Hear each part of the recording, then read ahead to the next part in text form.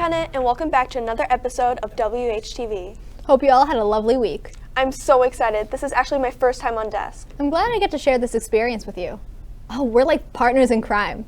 Or a hero and a sidekick. Didn't you work on a story with Ethan about superheroes? Oh yeah, good catch. Let's take a look.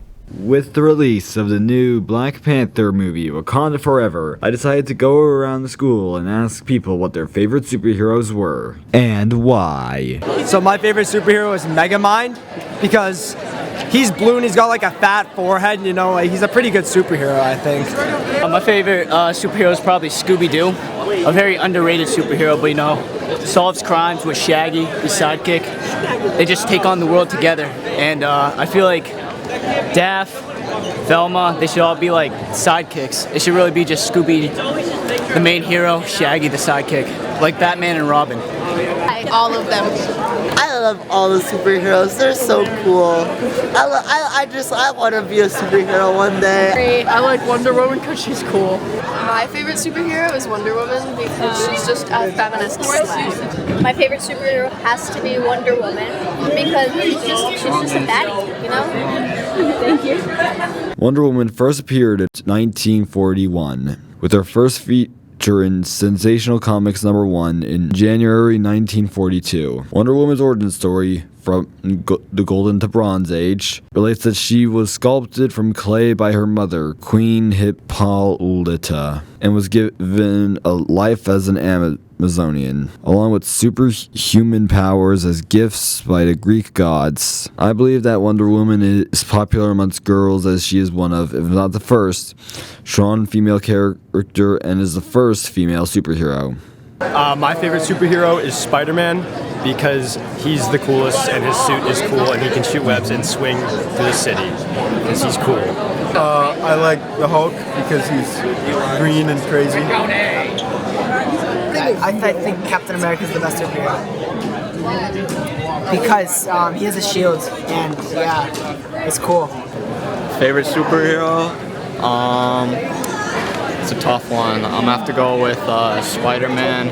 I really like the webs he shoots. Yeah.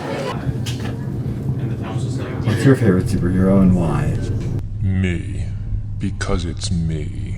Spider-Man, because, well, he's the best. I like the teen angst and just, you know, dealing with everyday neighborhood Spidey kind of things. Spider-Man is a superhero appearing in American comics published by Marvel Comics. He first appeared in the anthology comic book Amazing Fantasy #15 in August of 1962 in the Silver Age of comic books. He has since been featured in films, television shows, novels, video games, and plays. Spider-Man is an alias of Peter Parker, an orphan raised by his Aunt May and his Uncle Ben in New York City after his parents Richard and Mary Parker died in a plane crash. In his origin story, Spider-Man gets superhuman spider powers and abilities from a bite from a radioactive spider. These include cleaning to surfaces and ceilings, superhuman strength, speed, and agility, and detecting danger with his precognition abilities called Spider Sense. I believe that Spider-Man is popular amongst boys as he is the everyman working alongside the elite and literal gods, showing that anyone can become a superhero. Overall, it seems that people's two favorite superheroes are Wonder Woman from DC and Spider-Man from Marvel Comics. It is to be noted, however, that there were no boys who said Wonder Woman as their favorite and no girls that said Spider-Man. Yeah, that's close. Now the question is, who's your favorite superhero and why? Spider-Man. Because he's Spider-Man. That is so cool. I wish that I could have the power of teleportation. That way I could visit my family in Europe as much as I want without having to spend so much money on a plane ticket. How about you? I'd love to have enhanced intelligence. It would be so useful, especially because it'll help me wrap my head around strategic games like chess. Speaking of chess, Winnicott hosted a chess tournament recently, and Owen was there to get the story. Let's check it out. Recently, Winnicott had hosted a chess tournament between our chess club and Seabrook Middle and Elementary School. I went down to meet with students participating in the event and teachers who organized it. I met with Paul Roberts, a representative from the Granite Gambit program, which was started by the New Hampshire Department of Education. He says that their goal is to bring chess into schools by training teachers to teach their students how to play. Yeah, the New Hampshire chess program is called the Granite Gambit. It was started by the New Hampshire DOE a year ago. Chess in Schools is the organization that's implementing it. So far we've trained, I think it's about 77 teachers in the program. The curriculum we used is it's really from the European Chess Federation that we use. And it's very comprehensive, but it uses the idea of teaching mini games. And through those mini games, you can learn, the critical thinking skills and those 21st century skills that, we want students to have. Obviously, because we want students to be successful at school, but we also want to have them be successful in real life. And chess offers a thinking strategy that is successful both in school and in real life. Because chess is a conversation with another player, you're looking at what the other player is doing, and you're, again, doing that analysis. And so, the benefits that I see for chess for everybody is the thinking skills of critical thinking. The organizers of this event were Miss Jimenez, the chess club advisor, Miss Dow and Miss Easton from Seabrook Middle and Elementary School. All three of them participated in a training course to learn how to play and teach chess. They decided to host the event at Winnicott to try and create a connection between the two schools. To help kids get into the high school and just kind of take a look and break down some of those barriers that we have between our schools, because I know we're a big district.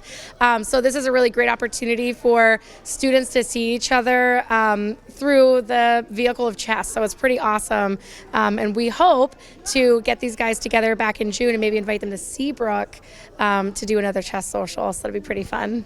So this summer we went to a chess training, the three of us, that was offered by the DOE and run by the Granite Gambit program.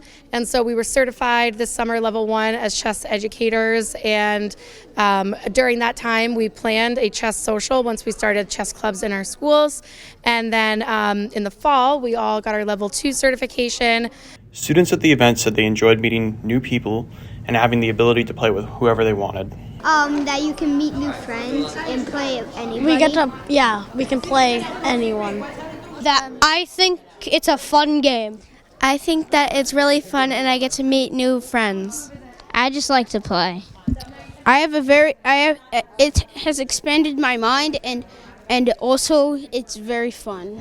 My favorite chess piece is the king, because he's the tallest and, he's the one you gotta protect, and he's cool. The queen. Probably the queen. The queen is very good. Mine's the horse. Mine is the rook. From WHTV, this is Owen Kroner. On the topic of clubs, the Close-Up Group is holding a raffle. Some students are planning on taking a week-long trip to Washington, D.C. in April, where they will meet and stay with many different students from across the country. During this experience, they'll talk to different elected officials, take a tour of the city, and partake in different workshops targeted around democracy. To help raise money for the trip, students are holding a raffle in which the prizes are 2 Celtics tickets. If you have any questions or would like to buy a raffle ticket, see any of the students participating in the trip. Their names are listed in the daily announcements. Wow, I need to get one of those. Who knows, if I win, maybe I can surprise my dad with one of those tickets as a homecoming present for when he gets back from his business trip. Oh, that reminds me. Winnicott held its first homecoming dance ever. The dance was held on Friday, January 27th in the dining hall from 6:30 to 8:30. Maddie just did a story on it, actually. Let's take a look. Recently, Winnicott held their first ever winter formal. It was held in the school's cafeteria and included all grade levels. The dance was put together by the senior class council and all of the members of the student body, and obviously a lot of help from school administration. Everyone wondered why we've never had a dance like this before, and why now. Principal McGowan said that one of the roadblocks to dancing in the past was inappropriate actions from students in attendance. So there's a rumor out there that Mr. McGowan, had canceled all dances, which is untrue.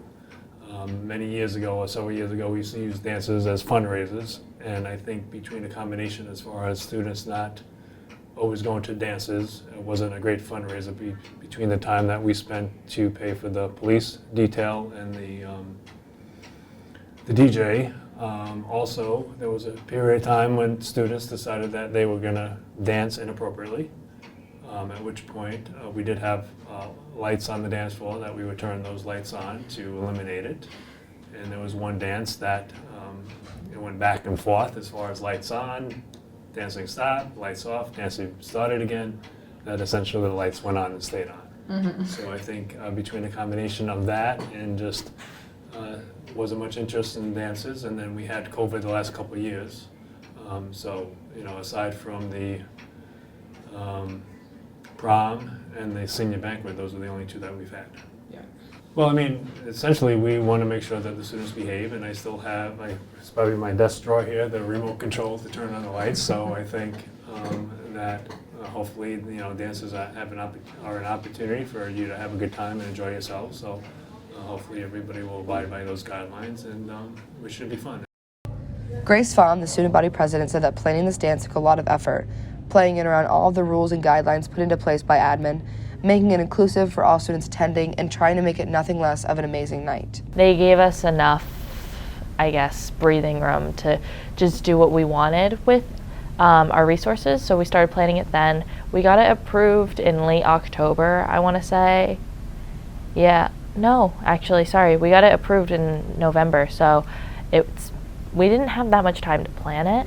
Yeah, absolutely. I definitely get the biased piece. It's hard to kind of go in with something that we as students want versus what we know is going to be allowed and what's not going to be allowed.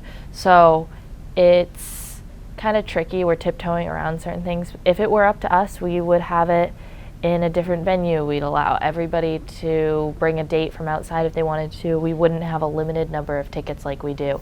But unfortunately, we have to, I think the goal of this year was to kind of start small so that next year you guys can plan a homecoming for the fall, and it'll just improve from there.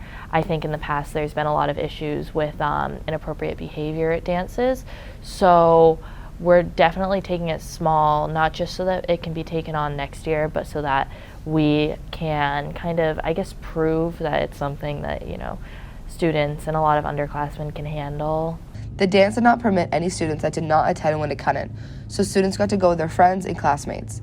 While some students who attended the dance say that there was a lot of dancing, good music, and everyone had a lot of fun, others wish some things were better. The homecoming dance was good. It was, you know, good music. It was a good time. You know, a lot of people were having fun there. Yeah. I'm not gonna lie, there was some questionable song picks there.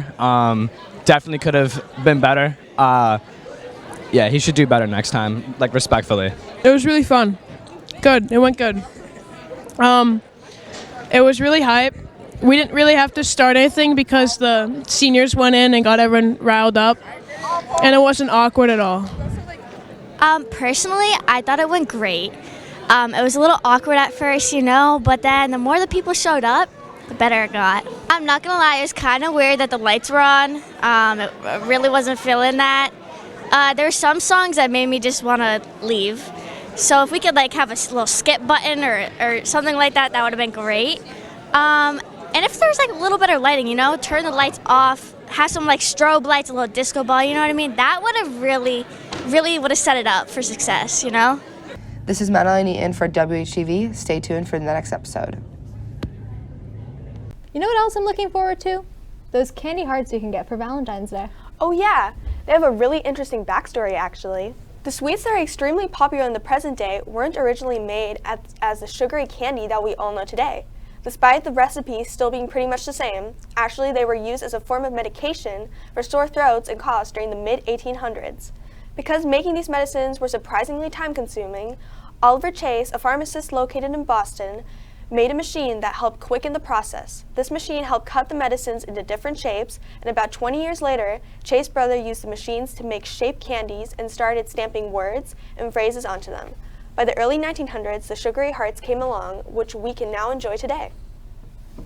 Wow, I didn't know that. That's so cool. Maybe I'll keep a few spare boxes around the next time I have a sore throat. Good luck with that. But that's all we have for you today, Winnicott. Have a good weekend, and we'll see you soon.